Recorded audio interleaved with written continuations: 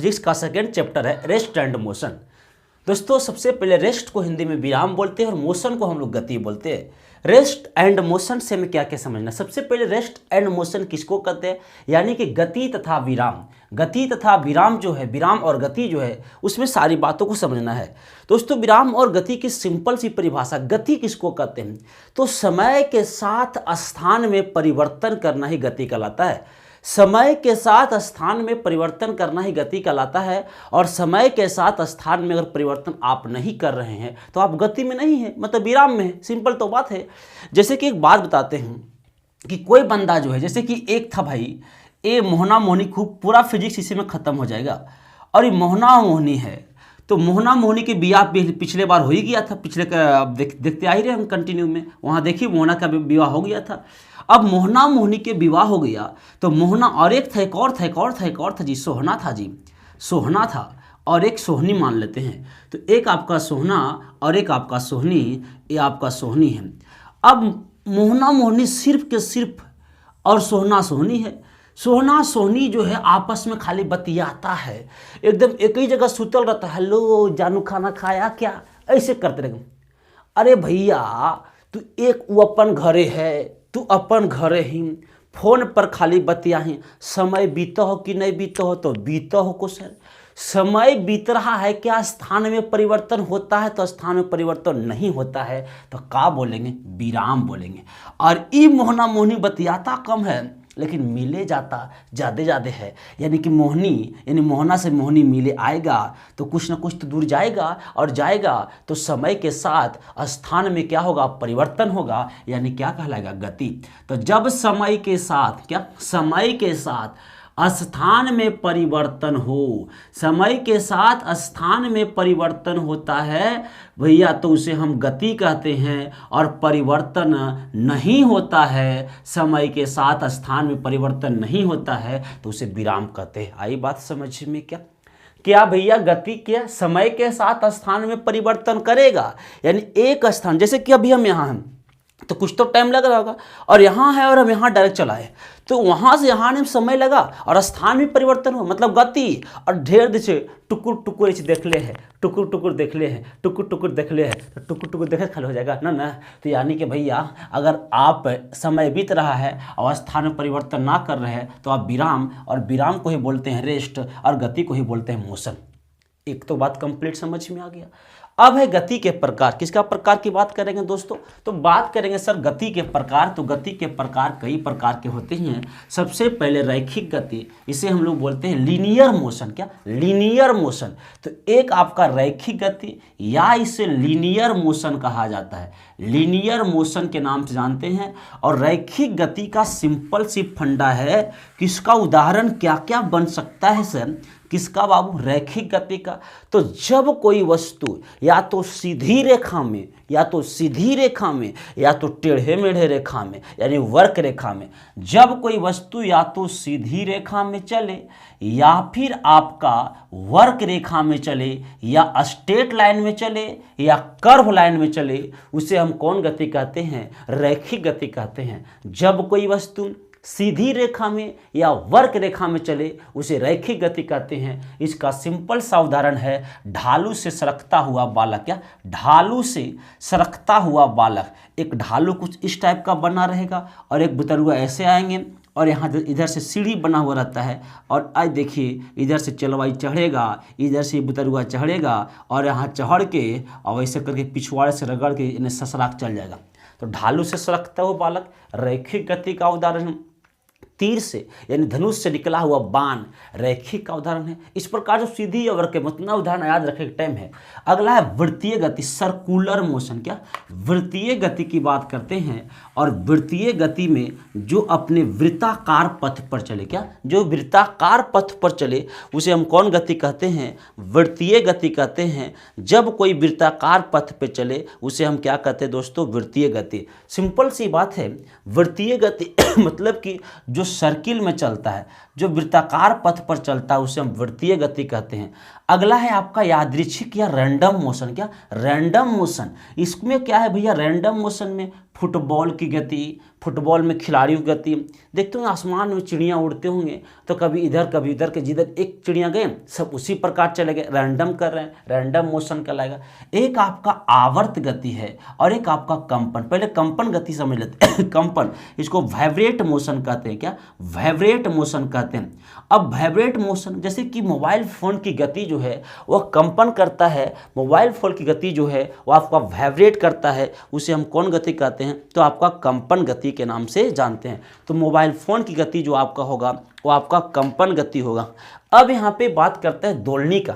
दोलनी गति का भी क्या है? और एक आपका दोलनी गति, बड़ा ध्यान समझिए, एक दोलनी गति और एक आवर्त गति में टेंशन हो जाती है, और एक घूर्णन गति और एक आपका वृत्तीय गति में हो जाती है टेंशन। तो भैया घूर्णन गति में सिंपल फंडा याद रखो, जो अपने अक्ष के पर घूरे उसे क्या बोलते हैं? घूर्णन गति। जैसे कि पृथ्वी जो है वह आपका सूर्य के चारों ओर घूमते हैं, तो पृथ्वी सूर्य के चारों ओर घूमते हैं, और पृथ्वी साथ साथ में अपने अक्ष पर भी घूमते हैं। तो जो पृथ्वी अपने अक्ष पर घूमते हैं उसमें आपका एक आपका एक्सिस होते हैं, वह किसका होगा? घूर्णन गति का होगा। और ये डायरेक्ट मोटा मोटी वर्क करे, मोटा मोटी चारों ओर घूमे, तो उसे हम क्या बोलेंगे? वृत्तीय गति। जैसे कि कोई बंदा साइकिल चलाता है और साइकिल से गोले गोले घूमता है, तो वह कौन सी गति हो जाएंगे? वृत्तीय गति हो जाएंगे। अब एक बचा आवर्त गति और एक साथ साथ बचा दोलनी गति। अब आवर्त गति और दोलनी गति की बात करते हैं, तो दोलनी गति और एक आवर्त गति, ये सिंपल दोनों की फंडा आपको सिंपल याद रखना है। आवर्त गति कहता है कि निश्चित समय अंतराल में ऊपर नीचे होते हैं। सिलाई मशीन की गति जो होती है उसमें एक निश्चित समय अंतराल में ऊपर नीचे होते हैं। तो जब एक निश्चित समय अंतराल में ऊपर नीचे आगे पीछे हुए, इसका सिंपल सी बात है, सिलाई मशीन की गति, क्या? सिलाई मशीन की सुई की गति जो है वह आपका आवर्त गति है। दोलनी मतलब डोलना, क्या? डोलना, उसमें डोलते रहते हैं। तो इसका सिंपल सी फंडा याद रखना कि आपका घड़ी के पेंडुलम की गति, घड़ी के पेंडुलम की गति जो है वह आपका दोलनी गति का उदाहरण है। उम्मीद करते हैं कि सारी बात आपको समझ में आ गया होगा। अब यहाँ पे इस गति को कैसे याद रखा जाए? इतने प्रकार की गतियाँ और प्रकार की होते हैं, लेकिन हमें इतनी ही पढ़ना है। यह गति को किस प्रक्रिया से याद रखा जाए? तो सिंपल सी फंडा है दोस्तों, गति को प्रक्रिया को याद रखने के लिए एक सिंपल सी लॉजिक के हम काम करेंगे, कोडिंग लिखेंगे। जैसे कि भैया एक लड़का है और एक कहानी पर इसको ढाल देते हैं, एक लड़की है। यह लड़की का नाम है आपका दोलनी, क्या नाम है? दोलनी। और यह लड़का का नाम है रबिया, रवि नाम है। तो गांव में भाई रवि है तो प्यार से लोग रबिया बोलेगा, तो ये रबिया है। अब यहाँ रबिया जब जब स्कूल आता है, कॉलेज आता है, ट्यूशन आता है, तब तक एकरे देखता है। देखता मतलब साथ में उसको बोलते हैं घूरना। किसी को देखना मतलब उसको घूर रहे हैं, घूर घूर मतलब देख रहे हैं। तो सिंपल सा एक ट्रिक है, रबिया आके दोलनी को घूर, क्या? रबिया आके दोलनी के घूर। तो एक ट्रिक बन गया यहाँ पे, रबिया आके दोलनी को घूर, रबिया आके दोलनी को घूर। यही आपका सिंपल सी ट्रिक है। अब र से होगा रैखिक गति, व से होगा वृत्तीय गति, या से होगा यादृच्छिक गति, आ से होता है आवर्त गति, क से होता है कंपन गति, दोलनी से होता है दोलनी गति, और घूर से हो गया, को का यहाँ कोई वैल्यू नहीं है, और घूर से होगी आपका घूर्णन गति। तो ट्रिक क्या बोलना है? रबिया आके दोलनी को घूर, रबिया आके दोलनी को घूर। र से रैखिक गति, व से वृत्तीय गति, या से यादृच्छिक गति, आ से आवर्त गति, क से कंपन गति, दोलनी से दोलनी गति, और घूर से हो जाएगा आपका घूर गति। इतनी बात उम्मीद करते हैं आप सबको समझ में आ गया होगा। जल्दी से बताओ भाई, आपको इतना समझ में आया क्या? तो ये सिंपल भाषा में कम समय में आपको सारी बात को सिखाने की मैं दावे करता हूँ। बस कम समय में आपको हम सारी बात सिखा देने के प्रयास करेंगे। अब यहाँ पे क्या है? अब यहाँ पे क्या है? एक है आपका दूरी और एक आपका है विस्थापन। इसी में पढ़ना है distance and displacement. Distance and displacement, दूरी किसको कहते हैं? तो सिंपल सी बात ऐसे याद रखना, दो वस्तुओं के बीच की कुल लंबाई दूरी कहलाएगा और दो वस्तुओं के बीच की न्यूनतम लंबाई विस्थापन कहलाएगा। तो sir A total path of length between 2 points is called distance, minimum path of length between 2 point is called displacement. नहीं समझ में, कोई बात नहीं।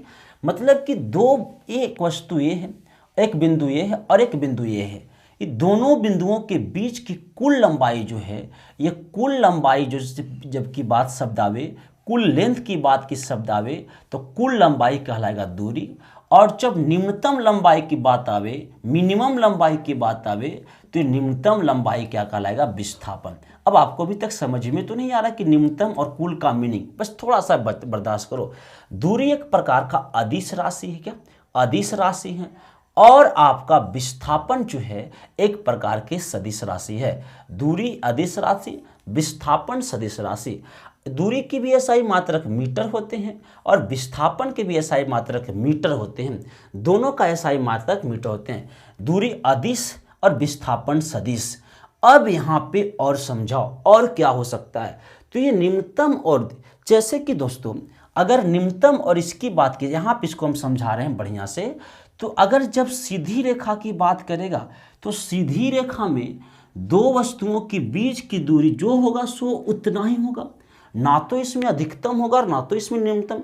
क्योंकि जब किस लाइन की बात किया जाए, स्ट्रेट लाइन की बात किया जाए, सीधी रेखा की बात किया जाए, तो सीधी रेखा में आपका न्यूनतम कुछ भी नहीं होता है, जो होता है वो बराबर होते हैं। जैसे कि इसका ए पॉइंट मानते हैं, इसका बी पॉइंट मानते हैं, और दोनों की बीच की दूरी अगर 10 मीटर मापते हैं तो यहाँ दूरी भी आपका 10 मीटर होगा और विस्थापन भी आपका 10 मीटर होगा। यहाँ हम कह सकते हैं कि जब सीधी रेखा रहे, जब सीधी रेखा रहे तो सीधी रेखा में दूरी और विस्थापन बराबर होते हैं। क्या सीधी रेखा की बात किया जाए, सीधी रेखा मतलब स्ट्रेट लाइन की बात किया जाए तो स्ट्रेट लाइन में क्या होते हैं कि दूरी बराबर विस्थापन, दूरी बराबर विस्थापन। कहाँ दोस्त, तो स्ट्रेट लाइन में सर दूरी और विस्थापन आपस में बराबर होते हैं। इतना तो समझ में आया। अभी तक तो ये समझा ही नहीं ना सर कि एक कुल क्या होते हैं, ये मिनिमम और इस क्या होते हैं। तो एक सिंपल सी फंडा है को, जैसे कि यहाँ पे कुछ ऐसे कर लेते हैं और यहाँ पे कुछ ऐसे कर लेते हैं। ए बिंदु से किसी को बी बिंदु तक पहुँचना है और ये सी है और ये डी है, इसका 10 मीटर दूरी, इसका भी 10 मीटर दूरी स्क्वायर, इसका भी 10 मीटर दूरी, इसका भी 10 मीटर दूरी। तो अगर हम ए से बी तक जाना चाहते हैं तो ऐसे अगर जाएंगे तो 10 मीटर ए और 10 मीटर 20 मीटर लगेगा। तो हम क्या करेंगे, तो ये तो दूरी हुआ, और विस्थापन में क्या होता है आपकी, तो भैया हमें न्यूनतम दूरी निकालना है। तो सिंपल सी विस्थापन का एक और मान याद रखो, विस्थापन का एक और नाम याद रखो, शॉर्टकट। क्या शॉर्टकट जाएंगे तो यहाँ से अगर ए से बी ऐसे शॉर्टकट निकालेंगे तो अपना यही विस्थापन हुआ। क्या यही विस्थापन हुआ। तो सिंपल सी बात है कि आपको कहीं पर शॉर्टकट काम करेंगे, कहीं पर शॉर्टकट काम करेंगे तो उसी को हम विस्थापन कहते हैं। और लेकिन सीधी रेखा में दूरी और विस्थापन आपस में बराबर होते हैं। बाकी सभी जगह पर अगर ये यहाँ पे है, बी यहाँ पे है, और अगर ऐसे जाएंगे तो यही दूरी हुआ ना, और यहाँ से ऐसे जाएंगे तो यही विस्थापन हुआ। यही क्या हुआ, विस्थापन हुआ। तो बाकी सब जगह पर दूरी बड़ा होता है किससे, विस्थापन से, लेकिन सीधी रेखा में दूरी बड़ा होता है किससे, विस्थापन से। यानी कि भैया सीधी रेखा में दूरी और विस्थापन बराबर होते हैं, यानी कि बाकी सभी जगह पर बड़ा होता है दूरी केकरा से, विस्थापन से, और विस्थापन से बड़ा होते हैं, लेकिन सीधी रेखा में बराबर होते हैं। तो इसका एक लाइन लिख सकते हैं, दूरी ग्रेटर देन इक्वल टू, बड़ा या बराबर किसका होता है, विस्थापन का। खूब एग्जाम में सवाल आते हैं। क्या खूब एग्जाम में यहाँ से सवाल आ जाते हैं। अब सिंपल सी बात यह है, अब एक बात याद रखना है, दूरी के कुछ और कहानी और विस्थापन की कुछ और कहानी हम बड़ा डिटेल्स में समझने वाले हैं। अगर हम एक बात करते हैं यहाँ से कि एक यहाँ से है और यहाँ आपके बी है और बीच में एक्स बिंदु भी है, ए से बी की लंब दूरी 100 मीटर, क्या 100 मीटर है, और ए से एक्स की दूरी 50 मीटर, और x से b की दूरी 50 मीटर। कहने का मतलब कि x बीचों बीच में है। एक कोई व्यक्ति है यहाँ से चलना शुरू किया और a से b तक गया। क्या a से b तक गया एक कोई व्यक्ति, तो आपसे दूरी पूछा जाएगा और आपसे विस्थापन पूछा जाएगा। तो ऐसे केस में दूरी आपका हो जाएगा 100 मीटर और विस्थापन भी आपका हो जाएगा 100 मीटर, क्योंकि सीधी रेखा है, सीधी रेखा में कोई समस्या नहीं है। लेकिन यहीं पे मामला गड़बड़ा जाती है। अब कह रहा है कि एक व्यक्ति ए से बी गया, एक व्यक्ति ए से बी गया, ए से बी गया और वापस फिर एक्स आया। तो अगर एक व्यक्ति ए से जब बी जाता है तो कितना दूरी तय किया? 100 दूरी तय किया। और वापस बी से फिर कहाँ आया? एक्स, तो 50 और तय किया। तो टोटल दूरी 150 मीटर, टोटल दूरी 150 मीटर। लेकिन विस्थापन कहता है कि आप कहाँ गए हमको उससे मतलब नहीं है। आप कहाँ हैं, आप कहाँ हैं और आपको कहाँ आना है, हमको जो मतलब है। तो हम कहाँ आ गए हैं? एक्स के पास, और x के पास आए, कहाँ आना है? a के पास। कितना बचा हुआ है? 50। तो विस्थापन जो आपका हो जाएगा ना, वह विस्थापन सिर्फ के सिर्फ 50 मीटर हो जाएगा, सिर्फ के सिर्फ 50 मीटर क्या हो जाएगा जी? तो विस्थापन हो जाएगा, क्योंकि विस्थापन में न्यूनतम लंबाई लिया जाता है। क्या? न्यूनतम लंबाई विस्थापन में लिया जाता है। इतनी बात तो समझ में आया। बाकी इसका डिटेल्स में हम न्यूमेरिकल वाला पार्ट में लेकर आएंगे, थ्योरी वाला पार्ट नॉर्मल चलेंगे। तो विस्थापन, अब एक बात किया जाए, यहाँ है कुछ ऐसे, ये तो आपको दूरी और विस्थापन का मामला समझ में आया, दूरी और विस्थापन समझ में आया। देख रहे हैं, दूरी जो होते हैं वो हमेशा पॉजिटिव होते हैं, विस्थापन भी पॉजिटिव होते हैं। लेकिन एक बात बताइए सर, अगर हम ए से बी गए और बी से उसी रास्ता से ए के पास आ गए, तो दूरी 100 गए और 100 आए, तो दूरी कितना हो जाएगा? 200 हो जाएगा। लेकिन आप जहाँ से गए और पुनः आप वहीं आ गए, तो जहाँ से गए वहीं आ गए, तो आपकी न्यूनतम लंबाई तो कुछ बचा नहीं, तो आप विस्थापन 0 हो जाएगा। तो अब जहाँ से गए वहीं आए, तो विस्थापन क्या हुआ? 0। तो विस्थापन 0 भी हो सकता है, विस्थापन 0 भी हो सकता है, पॉजिटिव भी होता है, 0 भी होता है। अगर यहाँ है और इसको इधर हम जाएंगे, मान लीजिए 10 मीटर इधर चल गए, यहाँ तो हमारी जगह थी नहीं, लेकिन फिर भी इधर हम चल गए, तो भैया ये ऋणात्मक मान हो जाएगा। लेकिन दूरी के साथ कोई फर्क नहीं पड़ेगा। आप गए फिर आए, तो 100 गए 100 आए, और इधर भी 10 चल गए, तो और 10 को जोड़ दीजिए, तो टोटल दूरी 210 मीटर, क्योंकि दूरी हमेशा पॉजिटिव होंगे, इसमें कोई डाउट नहीं। लेकिन जैसे मेन बिंदु से अगर आप इधर की ओर आते हैं, कितना आए? 10 आए, तो विस्थापन कहता हमको यहीं तक आना था ना, इधर आ गए तो आप निगेटिव में चला गए। क्या? निगेटिव में आप चला गए, निगेटिव मतलब ऋणात्मक चला गया, और यहाँ पे इसका विस्थापन जो है माइनस के 10 मीटर आ जाएगा। यानी हम लिख सकते हैं कि जो आपका विस्थापन है वो आपका निगेटिव भी होता है। क्या? विस्थापन जो है वो आपका क्या होते हैं? निगेटिव भी होता है, विस्थापन ऋणात्मक भी होता है। तो बस इतना सा बात याद रखो भाई। अदिश राशि मीटर, दूरी हमेशा पॉजिटिव, लेकिन विस्थापन पॉजिटिव, निगेटिव, 0।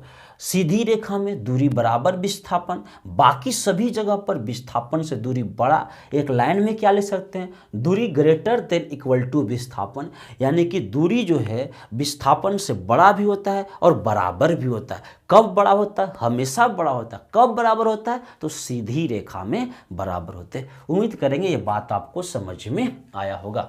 चलिए, तो विस्थापन को एक और ना हम क्या लिख लेंगे? तो शॉर्टकट, जो शॉर्टकट होते हैं उसी को हम क्या बोलते हैं जी? तो उसी को हम बोलते हैं सर विस्थापन। क्या? विस्थापन बोलते हैं। अब यहाँ पे सिंपल सी बात आपको याद रखो।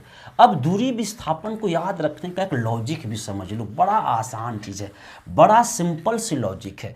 जैसे कि मान लिया जाए कि एक हीरोइन है, और जाहिर सी बात है जो हीरोइन, लॉजिक क्या है? तो एक लड़की है और इसको भाई इससे ब्याह होने वाला है। ये एकदम अंग्रेज के है, क्योंकि वैसे भी साउथ मूवी में देखिएगा तो सब विदेश से ब्याह होते हैं। लेकिन एक लड़की, जो लड़की गांव के जो फिल्म का हीरो है, ओकरा से प्यार करते हैं। एकरा नाम है मोहन, रामू, बहुत मोहन हो गया। एकरा नाम है रामू, मान ली इसका नाम है रानी, और इसका एक अंग्रेज लड़का से ब्याह हो, जेम्स कनिंघम लिख दो तो क्या दिक्कत है, या जेम्स कैप्टन लिखते, पुराना नाम जेम्स कैप्टन से इनका ब्याह हो गया। अब भैया ईरानी तब तक भागेगी नहीं तब तक कि एकरा से ब्याह होने की पूरी प्रक्रिया ना हो जाए। अब जैसी ब्याह होगा एकरा से, अयो जब तक एकरा नाले भागेगा जब तक कि सिंदूर देवे तक ना पहुंच जाए। अब एकरा घर आके सिंदूर देने वाले हैं, जैसे ही एकदम हीरो पहुंचेगा मारेगा फायरिंग और रानी को उठा कर लेकर चला जाएगा। अब भाई साहब रानी को उठाकर लेकर जाएगा, अब इसको पीछा करेगा, ये इसको जो विदेशिया है तो ये विदेशी वो गूगल मैप पर चलेगा, रोड बाय रोड चलेगा। लेकिन भैया ये एकदम गांव के देहाती भुच्चड़ है, इसको पूरा शॉर्टकट मामला पता है, ये कभी हेने से कभी होने, कभी हेने से कभी होने, और ये क्या रोड बाय रोड आएगा। तो यही रोड बाय जो रोड आ रहा है ना वही तो दूरी हुआ, और जब शॉर्टकटवा हो गया ना वही क्या हो गया, आपका विस्थापन हो गया। चलिए आगे की बात करते हैं, अब इसमें समय ज़्यादा बर्बाद ना करेंगे। अब हमें समझना है चाल और वेग के बारे में। क्या चाल और वेग के बारे में, स्पीड एंड वेलोसिटी। सिंपल सी बात याद रखो, जो हम सदिश और अदिश का परिभाषा बताए थे, करीब करीब सेम परिभाषा चाल और किसका होगा, वेग का होगा। जो परिभाषा आपका उसमें पढ़ाया गया था सेम परिभाषा आपका चाल और वेग का होगा। अब यहाँ पे सिंपल सी बात है, चाल का सिंपल सी फंडा है, इकाई समय में तय की गई दूरी को हम चाल बोलते हैं। क्या, इकाई समय में तय की गई दूरी को हम चाल बोलते हैं। इकाई समय में तय की गई दूरी क्या कहलाएगा, तो तय की गई दूरी चाल कहलाएगा।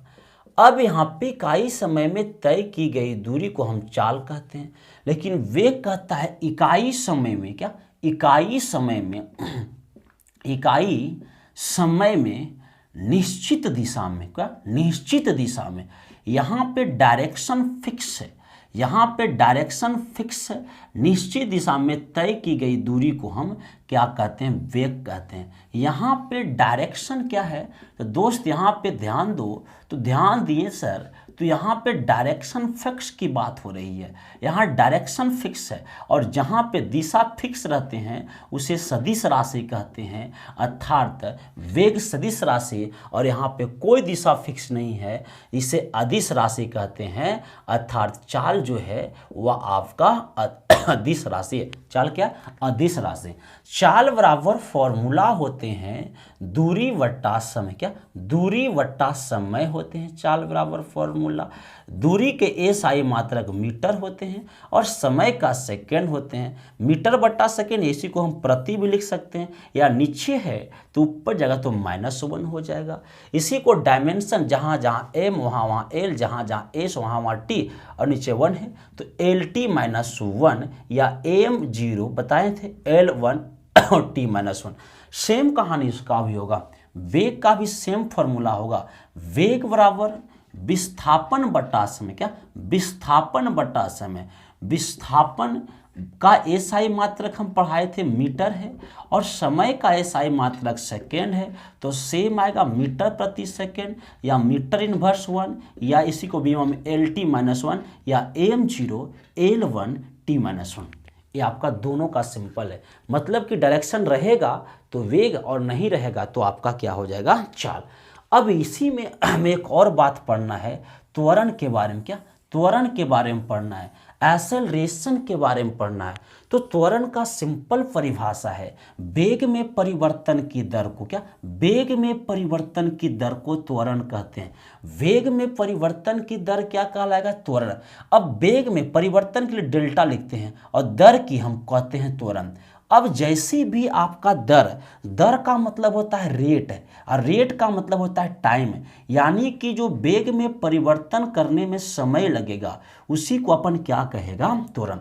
अब वेग का मामला क्या है सर, एक सिंपल सा फंडा तुम समझो, सिंपल सा लॉजिक समझो कि वेग में परिवर्तन का मतलब क्या हुआ। जैसे कि मैं एक बाइक चला रहा था, और बाइक जो है हम 10 मीटर प्रति सेकेंड की रफ्तार चला रहा था। बाइक 10 मीटर पर सेकेंड की रफ्तार चलेगा जी, ना 10 किलोमीटर प्रति घंटा की रफ्तार से चला रहा था। और कोई कहा कि भैया तुम गाड़ी तेज चलाओ, तो हम अपनी बाइक को 10 किलोमीटर प्रति घंटा से बढ़ाकर 20 किलोमीटर प्रति घंटा कर दिया। 10 किलोमीटर प्रति घंटा से बढ़ाकर 20 किलोमीटर प्रति घंटा कर दिया।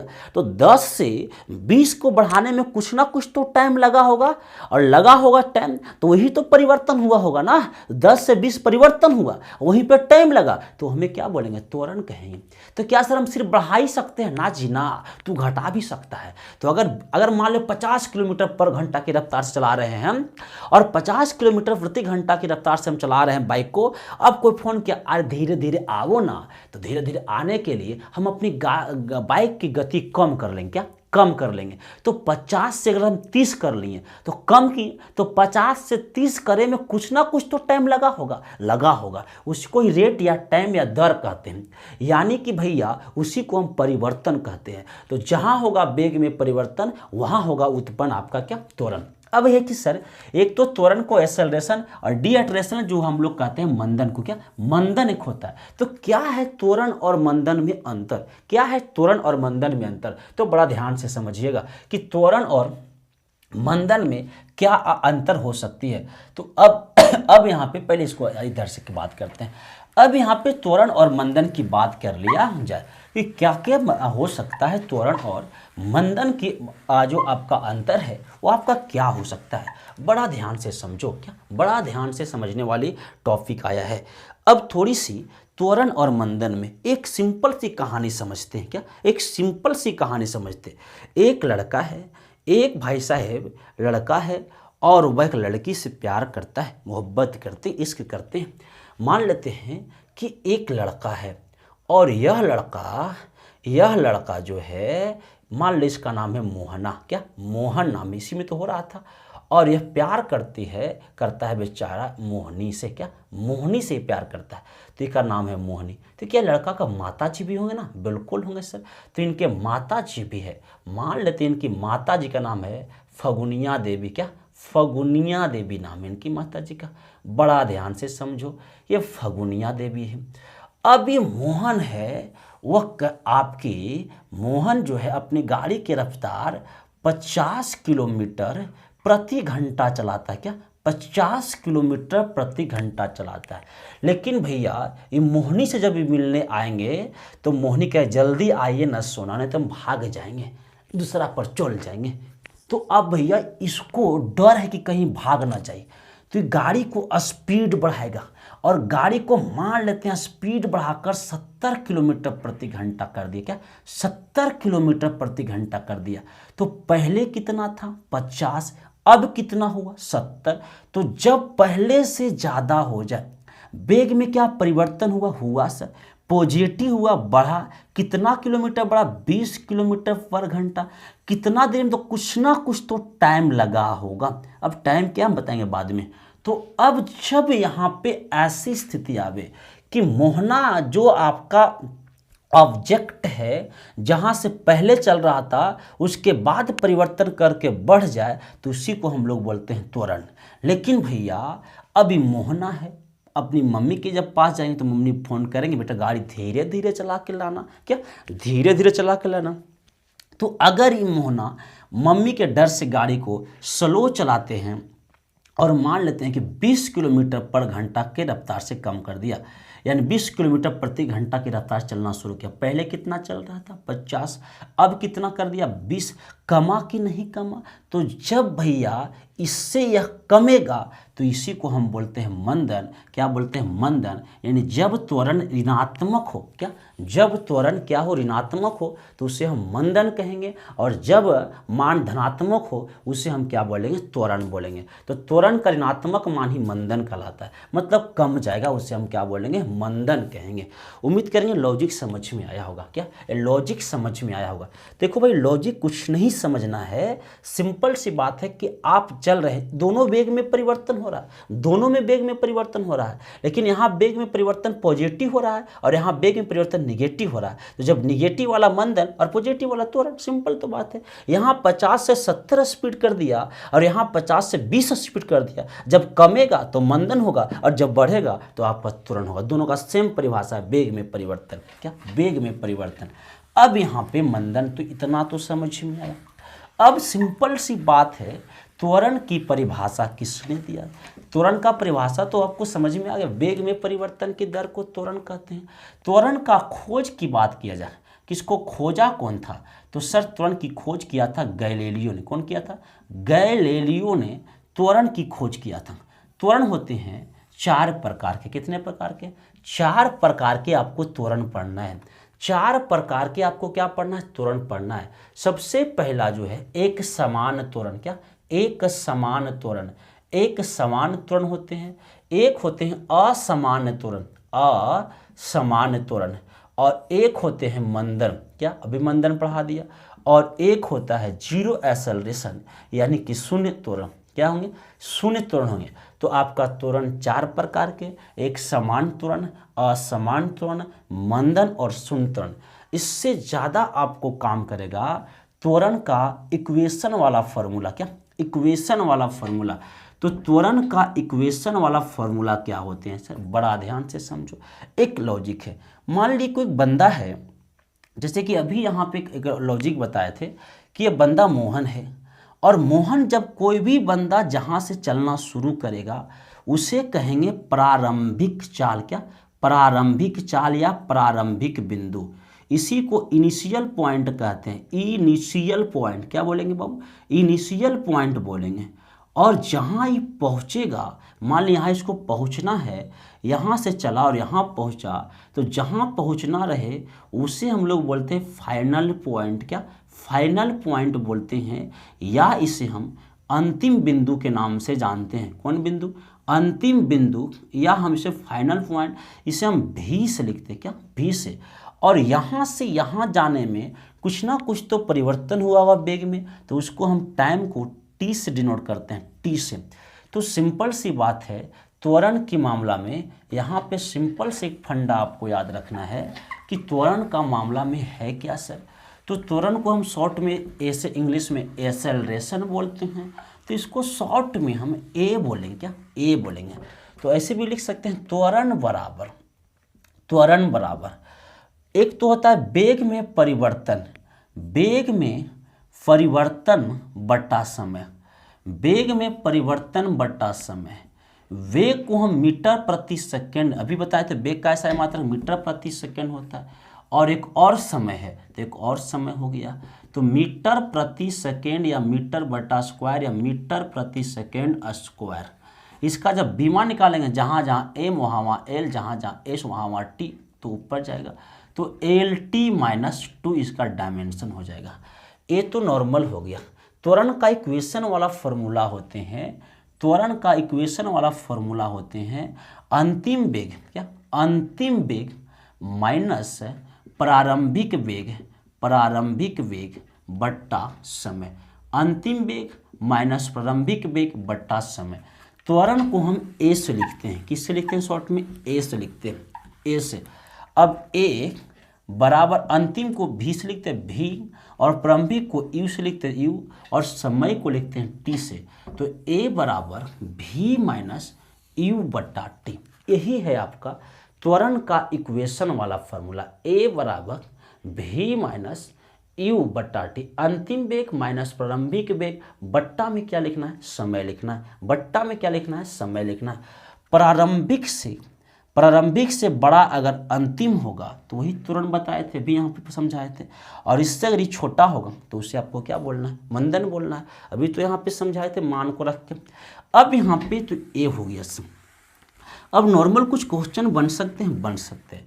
त्वरण का फॉर्मूला के बाद तुरंत आपका गति के 3 समीकरण अभी हम यहाँ पढ़ेंगे, पहले से लिख के रखे हुए हैं। तो पहले त्वरण की फॉर्मूला तो समझ लेते हैं, ये तो समझ में आ गया। एक सिंपल से क्वेश्चन कराते हैं। अब क्वेश्चन यही है कि एक वस्तु का प्रारंभिक वेग 10 मीटर पर सेकेंड है, तो प्रारंभिक वेग को हम यू से लिखते हैं, और प्रारंभिक वेग 10 मीटर पर सेकेंड है। कह रहा है कि वो 10 सेकेंड में 10 टी बराबर कितना लिख दिए? 10 सेकेंड लिख दिए। वह 10 सेकेंड में अंतिम वेग उसका हो जाता है 20 मीटर पर सेकेंड। क्या? 20 मीटर पर सेकेंड। तो आपसे पूछेगा कि त्वरण ज्ञात कीजिए। क्या? त्वरण ज्ञात कीजिए। जल्दी से लिखिए। एक वस्तु का प्रारंभिक वेग 10 मीटर पर सेकेंड, वह वस्तु 10 सेकेंड में अंतिम वेग 20 मीटर पर सेकेंड प्राप्त कर लेता है तो त्वरण का मान ज्ञात कीजिए। तो सिंपल सी तो है, प्रारंभिक जहाँ से शुरुआत किया यू से, टाइम कितना दिया 10 सेकेंड, वे अंतिम कहाँ है 20 में, तुरंत निकालना है। तो ए बराबर भी माइनस यू बटा टी। क्या भी कितना है तो 20 है सर, यू कितना है तो 10 है सर, समय कितना है तो 10 है सर। अब 10 में से 10 कैंसिल हो जाएगा तो कितना बचेगा 1, यानी तुरंत का एसआई मात्रा कभी पढ़ा है मीटर पर सेकेंड स्क्वायर, तो 1 मीटर पर सेकेंड स्क्वायर। इतनी सिंपल न्यूमेरिकल आएंगे। अब यहाँ पे सर कभी कभी क्या होंगे ना कि मान देंगे किलोमीटर प्रति घंटा में, तो किलोमीटर प्रति घंटा में मान देंगे तो उसको मीटर पर सेकेंड में चेंज करेंगे, और किलोमीटर प्रति घंटा को मीटर प्रति सेकेंड में चेंज करने के लिए 5/18 से गुना कर देते हैं। क्या 5/18 से गुना कर देते हैं। इतना बात समझ में आया। समय हमेशा सेकंड में ही होगा। अगर समय मिनट या सेकंड में मिनट या घंटा में दिया रहे तो आपको वहाँ भी चेंज करना पड़ेगा। अगर मिनट में दिया रहे तो 60 से गुना, घंटा में दिए तो 2 बार 60 से गुना कर लीजिए ना, काम आपको निकल जाएगा। तो ये तो त्वरण का इक्वेशन हुआ। उसी के आधार पर आपका क्या हुआ, गति का यानी समीकरण बना, और गति का 3 समीकरण तैयार हुआ। गति का कितना समीकरण तैयार हुआ, तो गति का हुआ 3 समीकरण तैयार। v बराबर u प्लस ए टी। क्या ये कोई बड़ा चीज़ नहीं है, हम इसको यहीं से निकाल के लाए हैं, लेकिन ये गति का पहला समीकरण है। यहाँ v हो जाएगा अंतिम, u हो जाएगा प्रारंभिक, a हो जाएगा आपका त्वरण, और t हो जाएगा आपका समय। एस यहाँ दूरी या विस्थापन। क्या एस क्या तो दूरी या विस्थापन, ये तो उधर समझ ही के होंगे। भी यहाँ पे अंतिम हो जाएगा, अंतिम बिंदु। यू यहाँ पे प्रारंभिक बिंदु हो जाएंगे। क्या प्रारंभिक बिंदु। ए जो होंगे आपका त्वरण हो जाएंगे, एक्सेलरेशन हो जाएंगे। टी यहाँ पे समय हो जाएंगे। क्या समय हो जाएंगे। एस जो है दूरी या विस्थापन हो जाएंगे, दूरी या विस्थापन हो जाएंगे एस। और क्या बचा, कुछ नहीं बचा, बाकी सब तो सब है वी यू ए एस। अब ये इतना बात याद रखें, ये आपका गति का पहला समीकरण, गति का दूसरा समीकरण, और आपसे पूछ लिया जाएगा गति का तीसरा समीकरण। तो 3 समीकरण होते हैं किसका दोस्त, गति का। क्या यहाँ पर भी कोई कॉन्सेप्ट है, बिल्कुल है ना। कंसेप्ट में कहाँ कमी रहा बाबू, बता, कंसेप्ट हर जगह पर है। तो अब यहाँ पे सिंपल सी बात याद रखना है, पहला समीकरण v बराबर u plus a t, s बराबर u t plus half a t square, v square बराबर यू स्क्वायर प्लस 2as, यही गति का 3 समीकरण है। लेकिन इसी समीकरण से एक 3 फार्मूला और बन जाएगा। अब यहाँ पे वेग में परिवर्तन होते हैं, उसे हम बोलते हैं त्वरण। क्या बोलते हैं, त्वरण बोलते हैं। लेकिन यह वेग में परिवर्तन कहाँ होगा, सतह पर होती है। कहाँ, सतह पर होती है। तो जब वेग में परिवर्तन सतह पर होगा तब हम उसको त्वरण कहेंगे। क्या बोलेंगे, त्वरण कहेंगे। लेकिन जब वेग में परिवर्तन या तो ऊपर जाने में या तो ऊपर से नीचे आने में होगा तो उसे त्वरण ना कहकर उसे गुरुत्वीय त्वरण, ग्रेविटी एक्सेलरेशन कहा जाता है। क्या, गुरुत्वीय त्वरण। और उसे जी की बात करते हैं, जी। और जी का मान फिक्स होते हैं 9.8 मीटर प्रति सेकेंड स्क्वायर। ये आप कहाँ से चला है सर जी का मान, हम आगे इसको समझाएंगे। इसी को लगभग में 10 मीटर प्रति सेकेंड स्क्वायर लिखते हैं। लगभग में कितना लिखेंगे, 10 मीटर प्रति सेकेंड स्क्वायर, इसी को हम लगभग में लिख लेंगे। जी का मान लगभग में हम क्या लेते हैं, 10 मीटर प्रति सेकेंड स्क्वायर लेते हैं। अब यहाँ से फॉर्मूला तो ये थी, अब 2-3 और बन गया। कैसे सर, बड़ा ध्यान दो। जी ए में कोई दिक्कत नहीं, जी में दिक्कत है।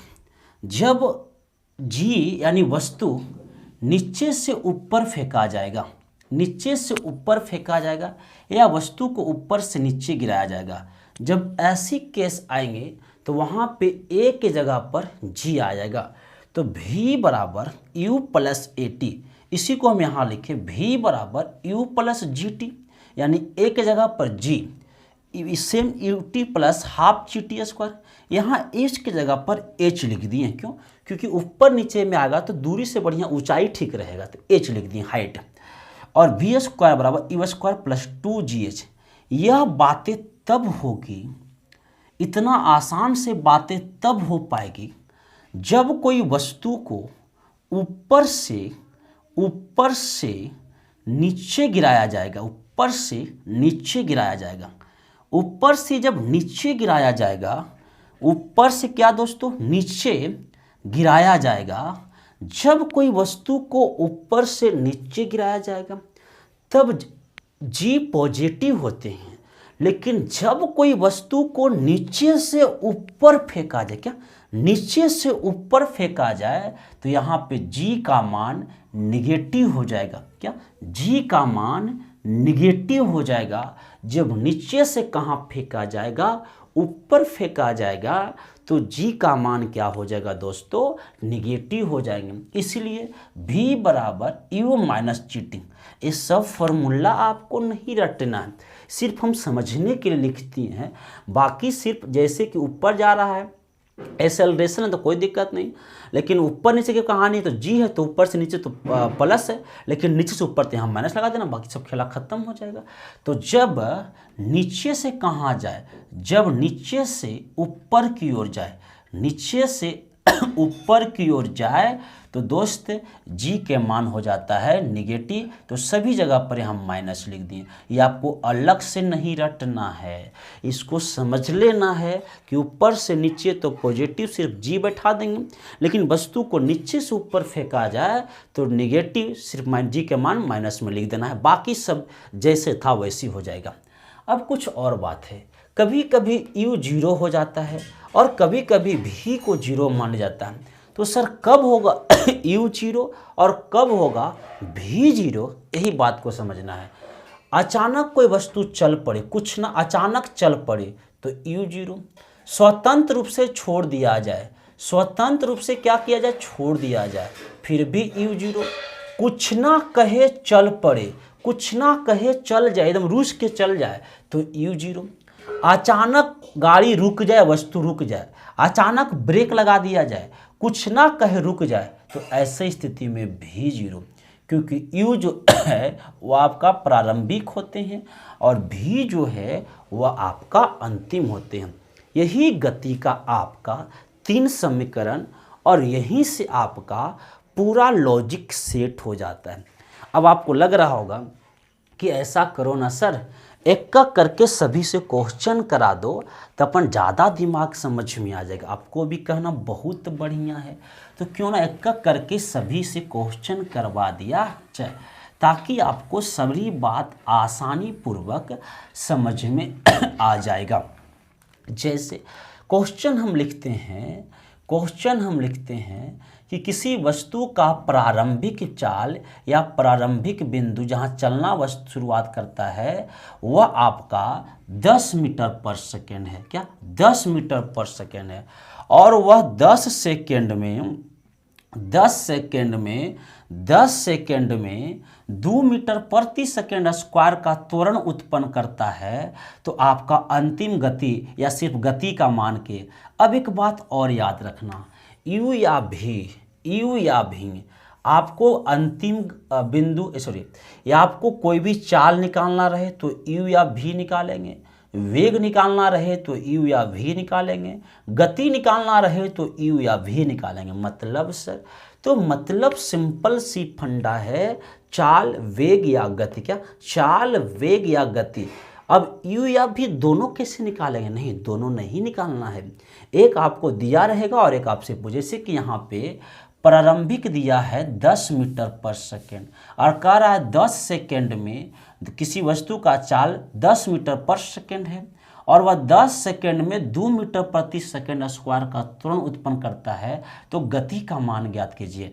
मतलब शुरुआती यू जब दे रखा है 10 मीटर पर सेकेंड, भी है निकालना है, टी दे रखा है आपका 10 सेकेंड और त्वरण का मान दे रखा है 2 मीटर पर सेकेंड स्क्वायर। तो क्या गति का पहला समीकरण तुम नहीं लगाओगे? बिल्कुल लगा देंगे सर। गति का पहला समीकरण v बराबर u प्लस ए टी, क्या v बराबर u प्लस ए टी हो जाएंगे।